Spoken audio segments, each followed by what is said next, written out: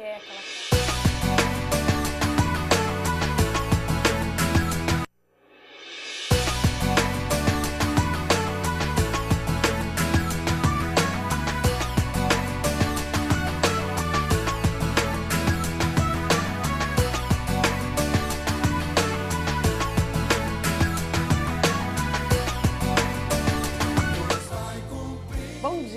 Que a graça de Deus possa transbordar no seu coração. Como é bom nós podemos colocar a nossa vida nas mãos do Senhor. Meu querido, eu ouvi há poucos dias atrás uma palavra que diz assim, talvez o Deus que tem tudo não tem uma coisa, Ele não tem a sua vontade.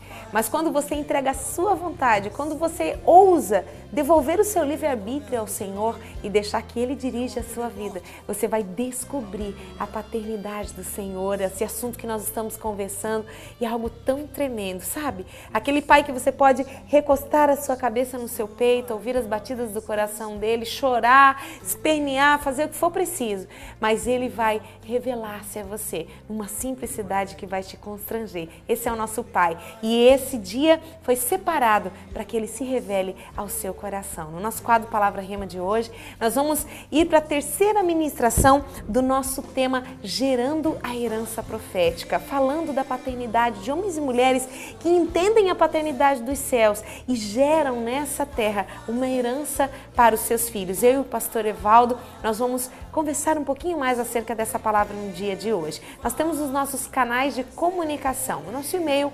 devocionalintimidade@tvmca.com.br. Também duas páginas no facebook.com/programa Devocional Intimidade e também a nossa página de frases. Meu querido, o amor de Deus, o conhecimento do Senhor quer se revelar para você. Então abra o seu coração, porque esse é o nosso Palavra Rema.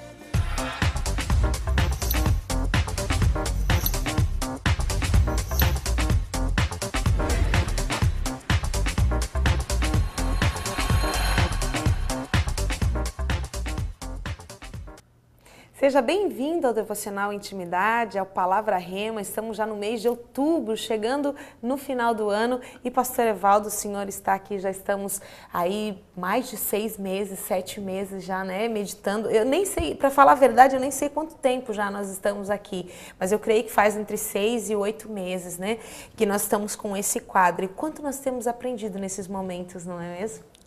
A gente tem que... Alguém para ensinar tem que aprender. E aprendemos com esse homem, com Obadias, que coisa linda. Eu estava meditando, eu estive lá no Café de Pastores, e o pastor estava falando que a igreja, ela tem deixado de amar, e ela perdeu os seus filhos.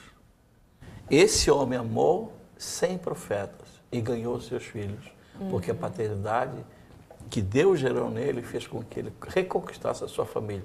Provavelmente os seus filhos não eram tão convertidos assim.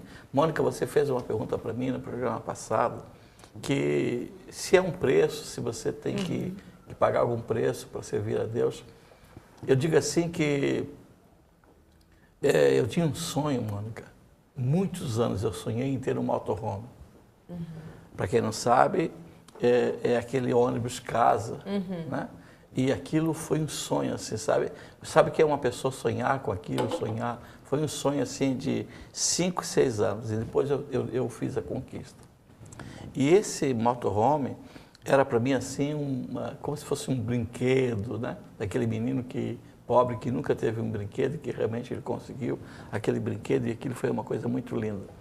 E aí eu peguei aquele motorhome e fui, acampei no campo de Porto Belo, em Laguna, em Porto Alegre, só que tinha uma necessidade, tinha que voltar para a igreja, porque eu pastoreava e eu saía de sexta à noite, ou sábado de manhã, mas quando chegava perto de meio-dia tinha que vir embora correndo, porque tinha um compromisso com a palavra. E aquela alegria do motorhome, ela estava sendo ofuscada porque tinha que servir a Deus, então tinha que tomar uma decisão, ou vende o motorhome, ou larga a chamada, porque não era compatível, não dava mais. E aquele sonho ficou na garagem enferrujando. Eu não consegui vender, porque estava apegado nele, mas muito mais apegado em Deus.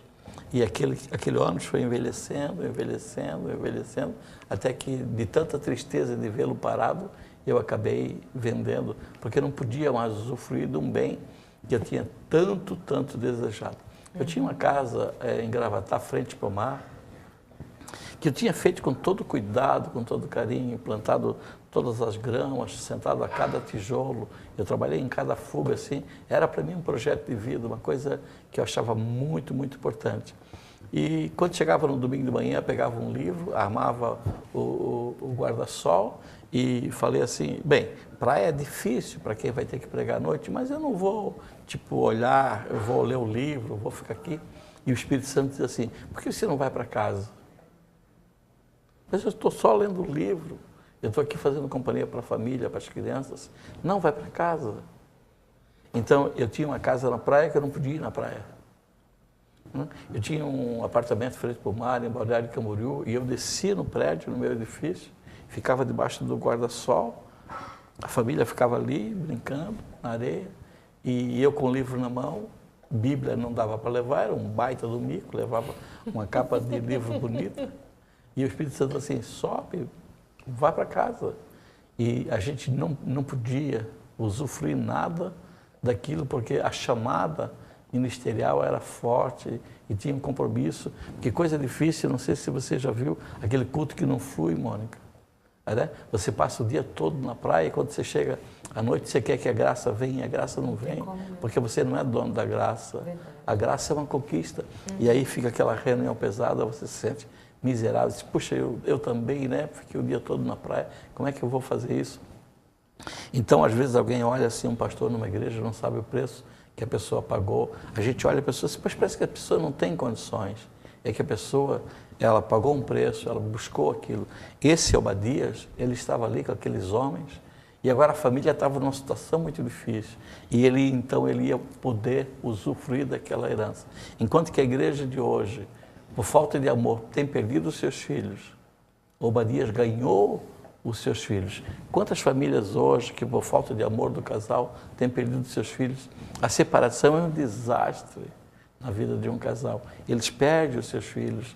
A família, ela desintegra. Quando, Mônica, uma mãe, né, tem os filhos já casados, filhos adultos, e ela está bem velhinha, e ela vem a óbito, acaba-se a janta, acaba-se o almoço e família, né?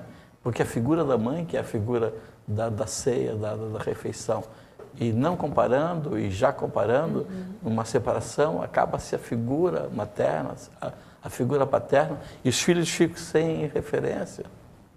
Esse homem aqui, ainda morto, ele trouxe a paternidade de Deus, alcançou seus filhos, que coisa linda.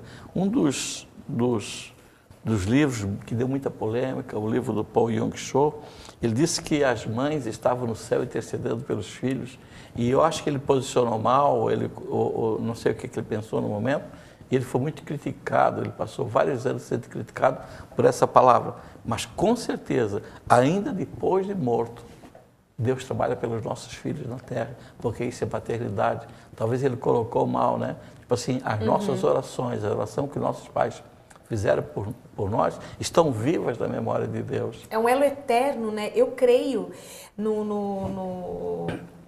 eu creio que tudo que a gente faz, por isso que nós não temos só uma vida física palpável. A nossa vida é muito mais espiritual do que física, porque tudo que nós plantamos no espiritual se estabelece sobre a vida física.